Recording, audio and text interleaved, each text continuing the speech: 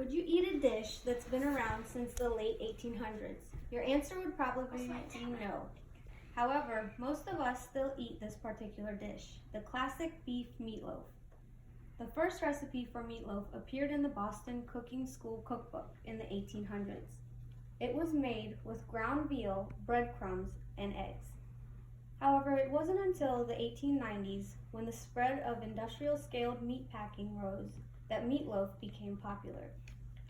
Meatloaf became part of an accustomed American diet during the Depression because it helped people who cooked at home extend protein farther, so that more people could be fed with less meat. Then by the 1950s, meatloaf was here to stay.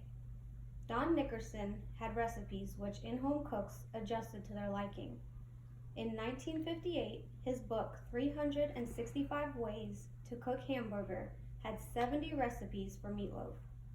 So the dish that sustained many Americans through tough times then became a beloved option for an American dinner. Although there are many recipes for meatloaf, I'm discussing my favorite today, which stems from the South. There's just something about Southern cooking that makes it taste so delicious. Could be all of the extra butter. The recipe I'm sharing today came from a woman I was very close to, a homegrown Southern woman. First, I'm going to discuss the preparation for the meatloaf. First, preheat the oven to 350 degrees.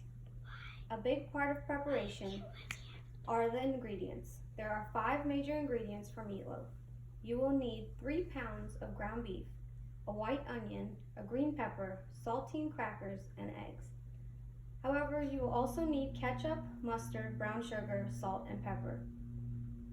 When you have all the ingredients needed, combine the ground beef and eggs in a large bowl. Next, chop 3/4 of the onion and green pepper as small as you'd like. Then add them to the ground beef and egg mixture. Lastly, add a half a cup of ketchup and about a tablespoon of salt and pepper each. Now take half of the sleeve of crackers and put it into a Ziploc bag and smash it up until the crackers become crumbs. Now that you have all of the ingredients prepped, it is time to move on to cooking it in the oven. Grease a 9x13 pan with butter or cooking spray. Then add the ground beef mixture to the greased pan. Now mix the smashed crackers into the ground beef, then flatten it into the pan. Finally, squirt a zigzag pattern of ketchup on top of the loaf.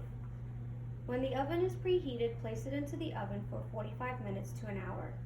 While the loaf is in the oven, mix about half a cup of brown sugar, 3/4 cup of ketchup, and a tablespoon of mustard together in a bowl until the sugar dissolves.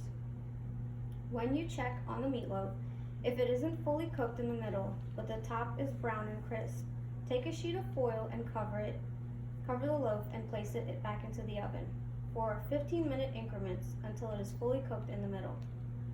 When it is done, take it out of the oven and place it onto a cooking rack for 5 to 10 minutes. Then it is ready to be served. The typical sides to serve with meatloaf is mashed potatoes, corn, green beans, and some type of dinner roll, which you would prepare as the meatloaf is cooking. I hope you've all learned how to successfully prep and bake a Southern-style meatloaf.